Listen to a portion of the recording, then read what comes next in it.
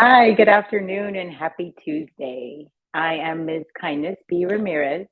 I am the CEO of Club Kindness, and I do all kinds of amazing things in this beautiful space called cannabis. But today I am here representing on behalf of This Is Jane Project as the executive board president. This is the first time we're doing this, the first time we're going live and having an interview in this way. So I'll tell you a little more about This Is Jane Project and who we are and what you're going to hear about today. This is our first episode in a series that we are calling A Chat with Jane. And we're going to take these discussions a little deeper about trauma, healing, and medicating with cannabis.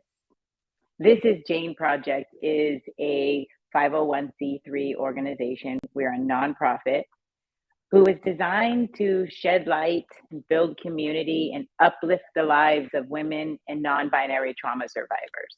That's what we do. We do it through a series of programs that are trauma-informed, healing happy hours, Hearts program, our healing arts, which is so fun.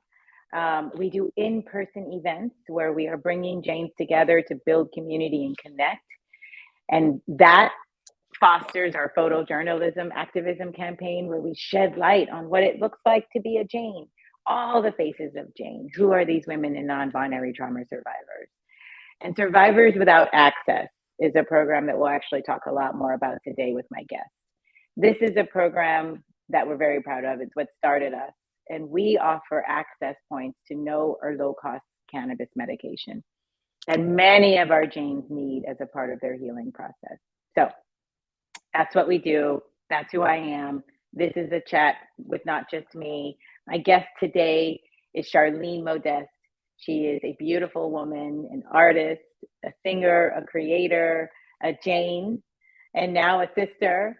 And she has been a part of the program for about a year now, a member of TIJP and benefiting from SB 34, Compassionate Care, and our Survivors Without Access program. So Charlene's going to tell her story.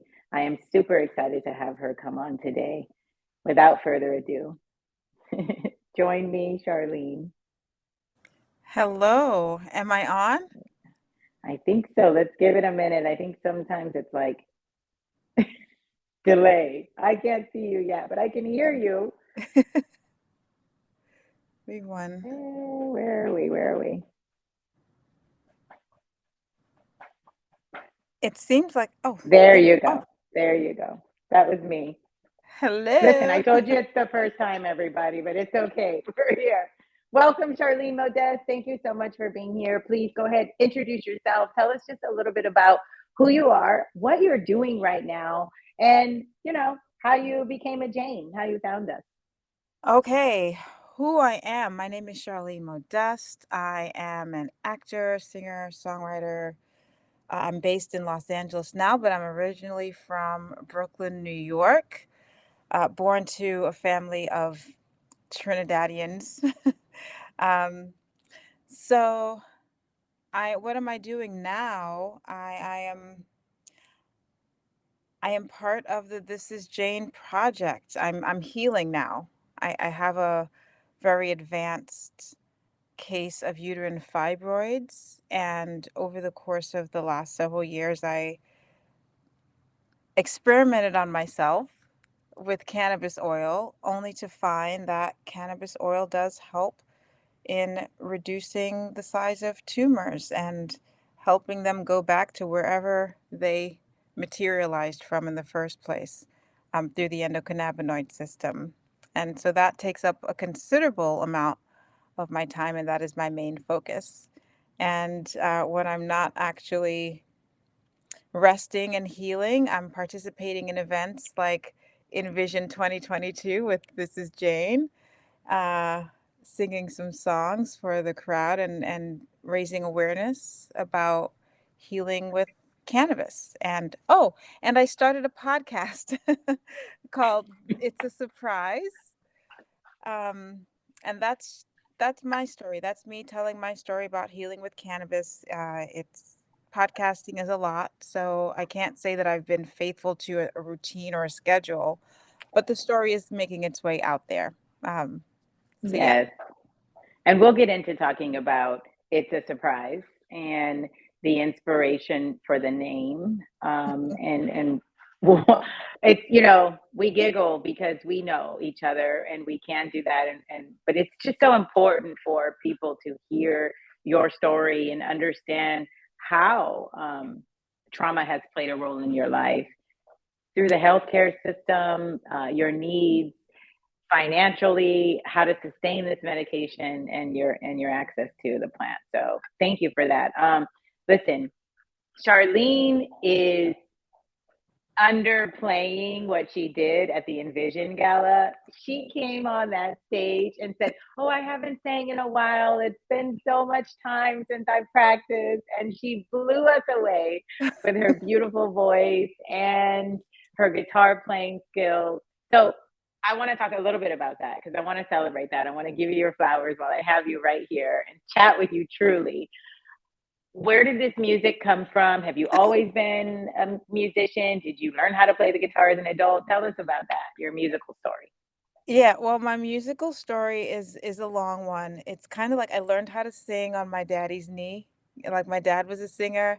He's got this, well, he's no longer with us. So, but he had this deep, resonant baritone voice. And I just remember some of my earliest memories are sitting on his lap and just putting my hand on his throat, and I could just feel his vocal cords vibrate with my hand. And then I remembered, and then I would try to make my little vocal cords do that, but it was just a little beep to his like big rumbling growl. So that's where I fell in love with music and singing, and it was just something that I did around the house in the shower. I never pursued it to any extent. And then sometime as an actor, you have a lot of downtime. And it was during one of those down times that I was hanging out with friends who played guitar. Like everyone had a guitar. So then I got a guitar. And then I learned a few chords. And then it's like, oh, I kind of like this. And they're like, hey, you're taken to that pretty quickly. So then before I knew it, just hanging out with people who had a common interest, I found myself at open mics, writing my songs, playing guitar, and just enjoying myself. It was a creative outlet for me, and it still is, and it's very therapeutic because you can sometimes you can sing things that you can't necessarily Mm, say, or you can make hmm. space with a song for conversations that aren't necessarily invited or well received, but all of a sudden if you sing it, then there's room and space to hear and receive it. And that's how That I has to do, I'm certain, with the vibration, right? yeah. Because then you are essentially tapping into another human's frequency with those tones. That's the magic. That's where the magic happens, right? And sharing it, people, if you're receptive, you hear it, you feel it, however you receive it. And but if you're not, if you're closed off to it, you don't. So it just makes a space for it. Absolutely. And that's what you did for us at the gala. There was a container there. It was just a beautiful, beautiful space. So just wanted to give you that shout out there. And you can see Shannon. I don't know if you can see the chats, but our audience can. Shannon said, she killed it at the gala. She rocked it. And the gala is that was our first one. So, I mentioned This Is Jane Project is a 501c3 organization. We are a nonprofit. That means we have to spend time fundraising. That means we have to ask people for money to help us support this important work that we are doing. And so that was our annual gala and art show and fundraiser. It was beautiful. It was in Venice, California. And Charlene was gracious enough to come out and share her gifts with us. We had so many amazing sponsors and donors, and we're really excited about 2023 and more of the programming that we can bring. This year, we were able to help over 500 Janes gain access to programming, trauma informed programming, access to medication at no or low cost, and or the medical recommendations needed to gain access to that medication. We are now in, I think, over 4 states, and we've hosted events in Michigan and Arizona, and more to come. There are just really exciting things happening. I'm pretty sure Shannon's going to type in the chat a lot of the exciting stuff that's happening and how we're able to serve these women and non-binary trauma survivors. It's really been transformative work for me as board president and as a fellow Jane. And I know it's really been transformative for many of the women who benefit from our program, Charlene being one of them. So I'd like to shift the conversation to that, to you really telling our audience how you find us, how you found us, why you needed to find us, because I think that's what's really important here. And a little bit more about, what you will share about your condition and these fibroid tumors and how they've impacted your life. Yeah. So, all right. Well, you interrupt me because this is a windy story. So you interject whenever you need clarity or for me to take a breath. But I've been plagued with uterine fibroids for a very long time, over 20 years. I had them surgically removed. I did everything the doctors said to do. I took their advice. I had the surgery, and within a handful of years, the tumors returned. And at the time they returned, it was the perfect storm of markets going haywire. It was 2008. I was working in the banking industry. I mean, I've always been an actor or creative, but I've also had to have a job, and I was in finance. And it was 2008. People were being let go, and I was one of them. And it was right around the time I was scheduling a second surgery. They're called myomectomies to remove the fibroid tumors. And I lost my job, my insurance, my access to insurance. And without it, I couldn't proceed. So I was just pretty much allowed to expand. Like there was no, they did not in, there was no help for me. If I didn't have insurance, I couldn't pay for the surgery, then I wasn't going to have it. And then it took another. This is where we get to the beginning of this interfacing with the system, right? Here we Yeah. are now, these little points of pain that cause complex PTSD. We're now having to we can't get the help that we need as a citizen, as an American, as a human, as a woman, as a person who needs this service. Because of a system now, I'm interfacing with all kinds of additional points of pain, right? This is when it begins. Yeah. Yeah. So that it took about 5 years for the laws to change. That's when the Affordable Health Care Act started. And then it was no longer a pre-existing condition, but then the surgery, I'd grown so large at that point over those 5 years. Um, the only procedure they were offering was a hysterectomy, and I found that to be um, not for me. I found it offensive, I and unfair, and it wasn't like I wasn't trying to help myself. I was being denied access. And so I politely said thanks, but no thanks to the doctors that offered second and third opinions with the same result. It was hysterectomy, and I said, well, I'm going to take a leap of faith and see what else there is out there. And I tried so many things for so many years. And then I stumbled across a little article somewhere in the Google verse that said, that said, cannabis shrinks tumors, whether benign or malignant. And it was a study from Dr. Manuel Guzman in Spain. Uh, and then that led me to Dr. Christina Sanchez. Then that led me back to Rick Simpson, and then Sanjay Gupta, and then a whole host of other doctors here in the States. And So in your face, all the people who claim there are not experts to be found, there is not research on this, there are not peer-reviewed studies, in your face. I mean, we can travel to Spain and find Dr. Christina Sanchez, who I did invite to watch this today, by the way. We can Oh, travel to we can travel to Israel, and we can see a number of studies addressing this issue, cancer, and various other challenges that the human body has that cannabis can assist with healing. We can you mentioned Gupta, right? So here's CNN, right? So even in the US, here is this trusted media professional and doctor that we can go and go down the rabbit hole of the resources that he provided. So in your face to the people who say there is no research. And thank you, Charlene, for highlighting that I Googled it and then I went further down that rabbit hole to learn more because I had to educate myself. yeah, yeah. And I forget what the doctors use, but there's like over 3,500 studies on file here in the States. Like that's just things that they say. When they say there's no studies, there are. They just Mm, don't access them, but they're there. Um, yeah. and so I was in New York at the time. Cannabis laws are very different.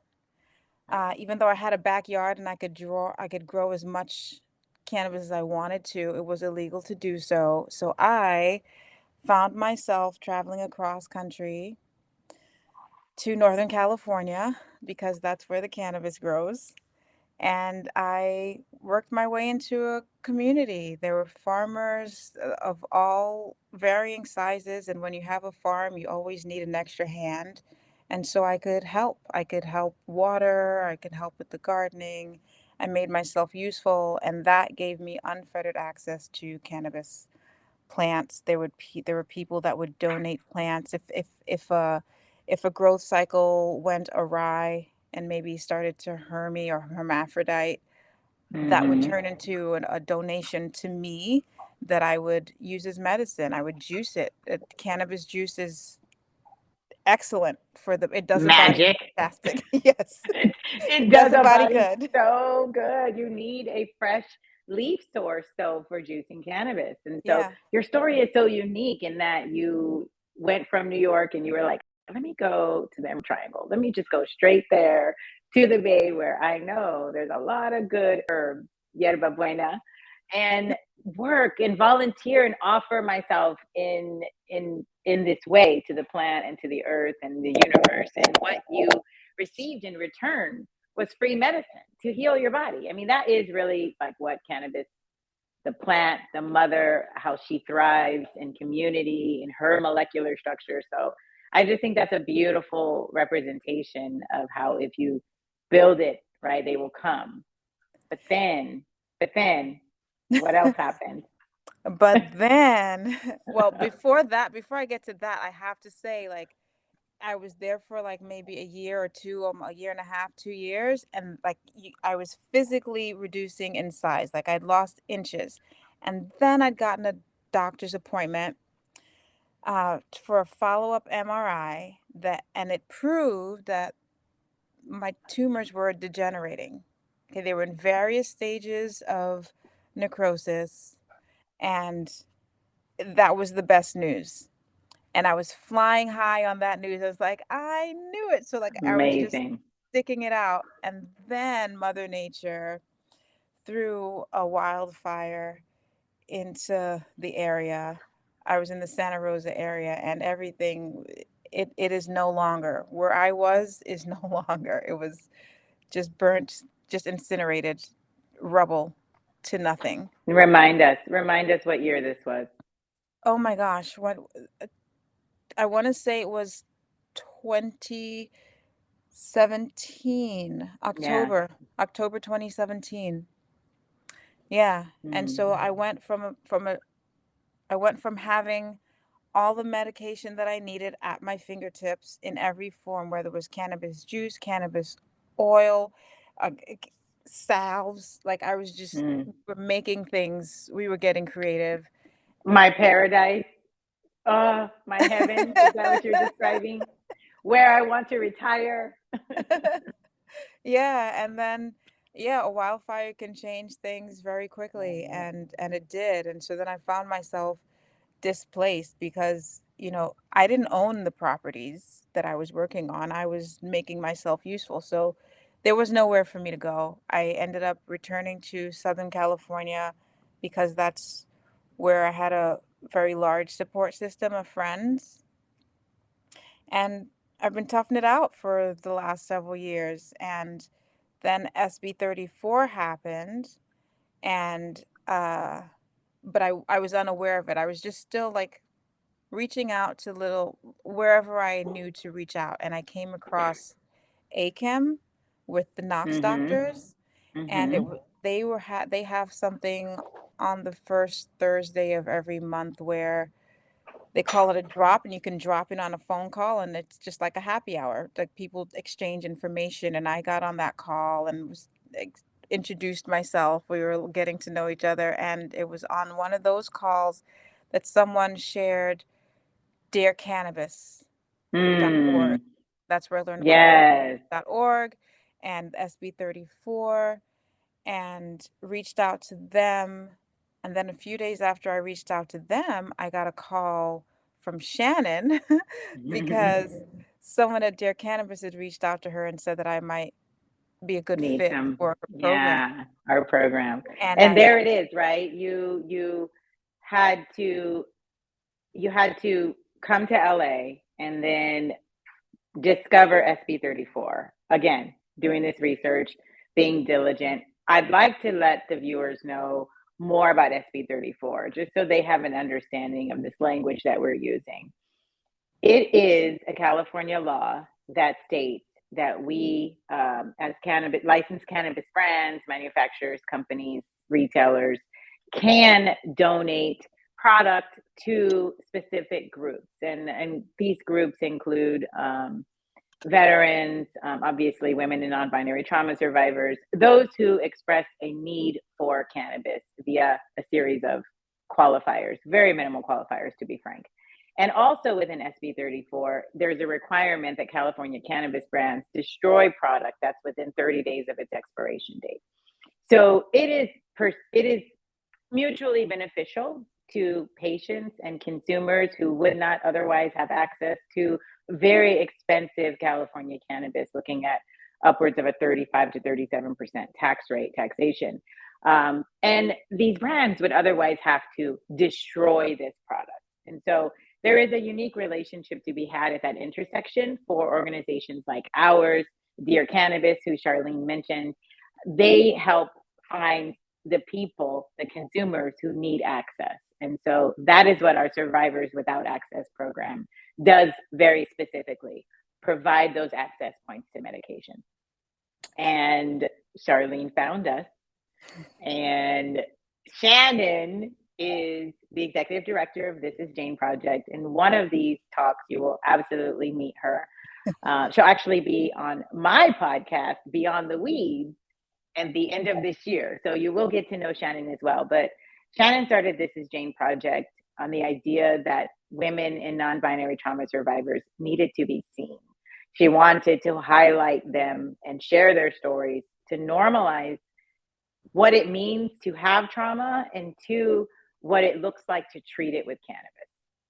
And Charlene, you've really talked about a couple of things already. This interfacing with the system, that contribution to the complexity of your trauma, the medical system, the lack of access, the fires, this environmental factor. I mean, these are all things that feed, again, the complexity of our trauma. And now, here being in LA, being a beloved Jane, and someone who is so open to sharing her story and helping others heal through her own healing and journey, you've started a podcast, and it's called It's a Surprise. And I love that. And we smile about it. But can you tell the story of why you named it It's a Surprise? okay, I sure can. So if you remember, I said right when I was about to schedule my second surgery, I lost insurance and access to health care. And then it was 5 years until I had access again. And within those 5 years, my fibroid tumors grew to the size of a full term pregnancy. So from my sternum down, which you can't see on camera, I have the appearance of a pregnant woman in her third trimester of pregnancy. Like, I look like I'm about to drop a baby any second. So when I leave the house and I'm in public and I'm going to the grocery store or the coffee shop or just wherever, I have people approach me very happily and gleefully congratulating me and asking me, "When are you due? Are you having a boy or a girl?" And so at one point I used to tell them, "Oh, no, no, it's not what you think." And then they would have a response that wasn't always easy for me to handle. So I would have to immediately become a grief counselor in some moments because one moment they were very happy and excited for me, and then they found out like whatever they were thinking isn't true. And in that moment, they've got to deal with all of that plus the mistake, the faux pas of asking a woman who isn't pregnant, how pregnant is she? So there's a lot in that. And Like it's ironic that my name is Miss Kindness because every time you tell me this story, I am so touched and more healed by it because you're going to get to it in a minute. She's going to get to it in a minute, but I'm so the opposite because I would be like in your face for being so nosy, for thinking you could touch me because, having been pregnant, this experience is personal and a lot of the external society they think it's theirs too and the way they just want to share in it and so it's like yeah they have joy and you like that you appreciate it but whoa boundaries so yeah please yes, you are a gracious boundaries. woman. Boundaries, boundaries, boundaries. So, yeah, they're not always respected. And so came up with, I decided to say, my go-to response to that question is, it's a surprise. Are you having a boy or a girl? It's a surprise. When are you due? It's a surprise. Just to sidestep all of that awkwardness, and then all of us can go on with the rest of our day unscathed, Hmm. by diving into that. Yeah. And so There's so that's the much name of grace the in pod. that. There's Yeah. just so much grace in that through your journey, through your healing, you also, right? You're like, I don't want to feel this again and again and again every time I hurt you by telling you that this isn't what you think it is. And so to be in that experience and have what was born from it, such beautiful grace. I am always inspired by every time you remind me of what you do. So it's a surprise, is the podcast. And what kinds of things are you going to be talking about? I'm literally just talking about me and the just whatever I feel about the cannabis space because there's a lot of misinformation. There are a lot of politicians that just lying to the public. And I feel as someone who has had, who at one point believed the lies that I was told about cannabis, um, Mm, to be someone to say, hey, we got things wrong. It's not nearly as dangerous. It's not dangerous at all from what you were being told. And just to clear a lot of that stuff up. And I'm shrinking tumors with cannabis oil. Um, and anyone can come and put me to the test for saying that, like we can test all of this, but that's what's happening. And I feel with so many women who have uterine fibroids or reproductive issues, tumors of any kind, this is information that people should know. Like they should be informed and be able to make informed decisions about their health care and how they choose to heal. It doesn't always have to be the end of the world. And it could also be a preventative measure. Like if we just had our endocannabinoid systems satisfied and beefed up, I mean, how healthy would we be? hmm Instead of waiting until we get to these extreme conditions. So that's what it's about, is just sharing information and also being like that person like in the pool saying, "Hey, come on in. The water's fine. It's okay. Because there's a lot of Come fear with that on as well. in. The water's fine. Here's a little bit of my light. It's not going to take away from my shine, right? Like, oh, I think I just made a new t-shirt. I think, You did. Shannon, write that down. I think I just made a new t-shirt. But I mean, that's what it's about. You know, you honestly, this conversation is so beautiful. It's going all the places it needs to go because you've used the term endocannabinoid system a few times. And I want to never assume that our audience knows what we're talking about when we use these words that are very specific to an industry. I will say that you are now a part of, right? By being a patient, you have had to become an activist and you have had to become an advocate and speak and use your voice in the way that you are because it's necessary to push decriminalization and legalization forward. But endocannabinoid system, this word that we keep using, or ECS, you'll hear it referred to, is an internal structure inside of our bodies that works in perfect alignment with our endocrine system and circular system and other systems in the body that have a series of receptors, over 6 now we've discovered, all throughout the body that communicate directly with the phytocannabinoids within the cannabis plant.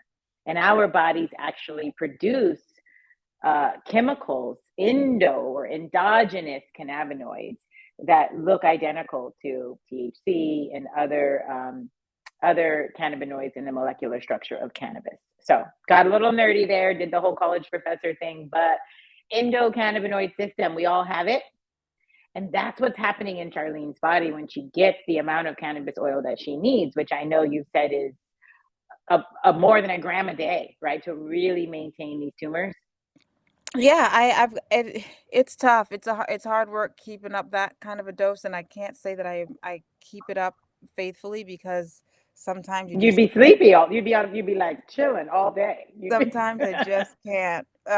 However, yeah, I get as much in my system as I possibly can, and that is made possible through the programming at This Is Jane Mm, Project because I could not do it otherwise. Like I said, 2017 was the fire. eh, I had a couple of years, over 2 years go by where there was no access, very mm, little access. Like another organization made a small donation to me and that was appreciated, but it wasn't sustainable. And if you're medicating, if we when we prescribe any other medication, it's consistent, right? But for somehow for cannabis, mm-hmm. it's Say it okay to again. it's Say it again. consistent. Yes. If you stop taking your blood pressure medication, and it's working. It's been working for you. So let's put it there. Let's start with the baseline of I'm consuming cannabis and it's working for me. I am pain free. My tumors are shrinking. I can walk today because of cannabis, people. When I stop taking my cannabis, my bursters start to increase. They start to come back. I feel the pain. I wake up groggy. Blood pressure medication. My blood pressure was high. I started to take blood pressure medication when it's working for me. When I stop taking my blood pressure medication, what happens?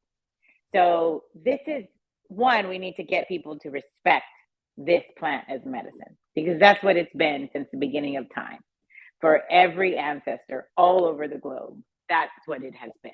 It is only in the last 70 to 80 years in the United States that it's been villainized.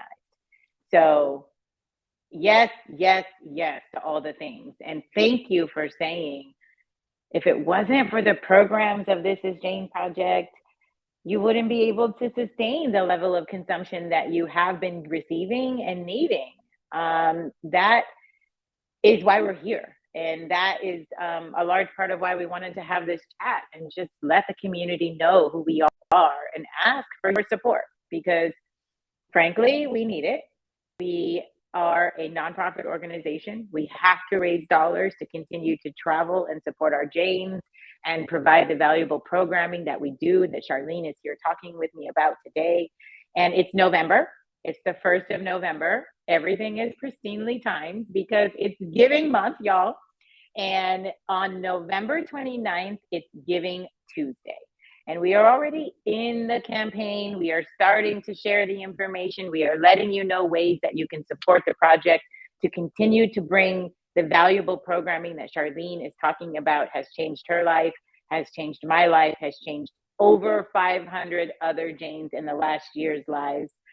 You can give $10, you can give $15, you can give $5,000. Corporate partners, we definitely want to talk with you. Your donations are tax deductible to us. It's Giving Tuesday, November 29th.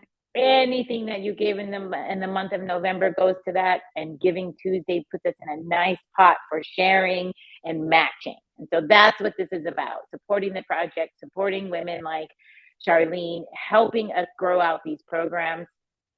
And I want to say something that I'm really excited about that we're launching in January 2023.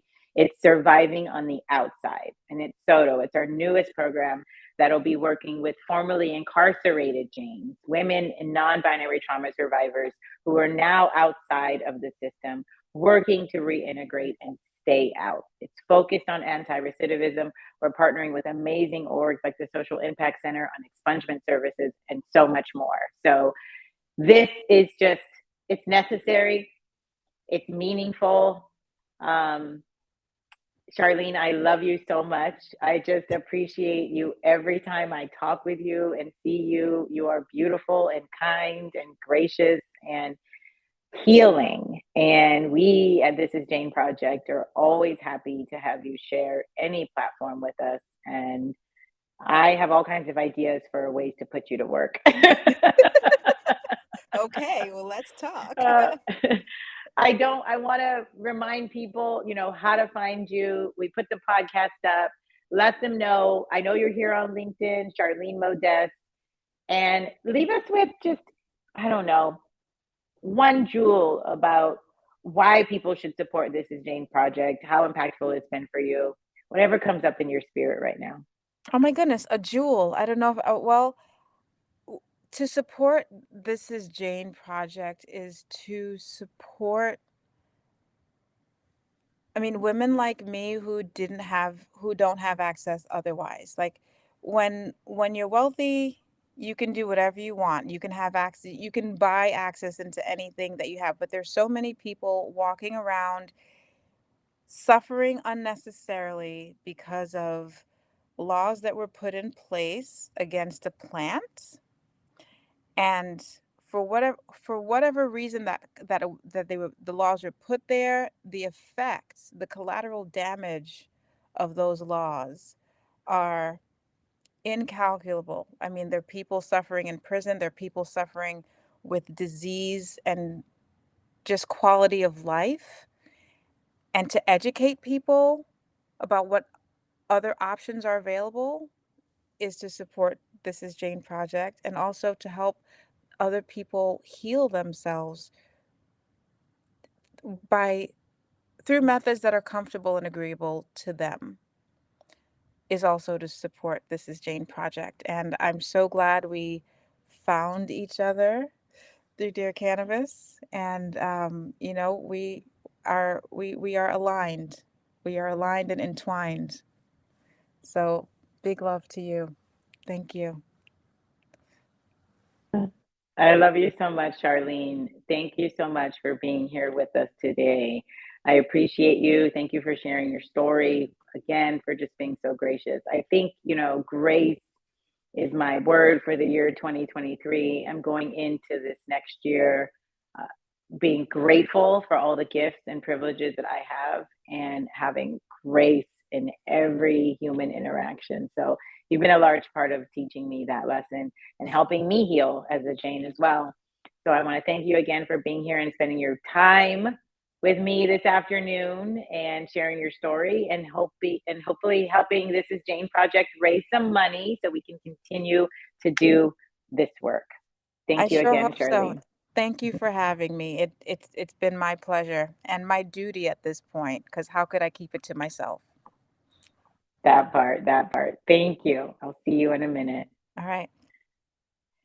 So I think we're wrapping up the first episode of A Chat with Jane, and I am a little bit more healed from it, to be honest. I always learn so much and gain so much more strength and power after connecting with other women who have survived things, who have pushed through things, who have had to continue to be here fighting and asking and demanding for the honor and respect that they need to grow and be better and be healed.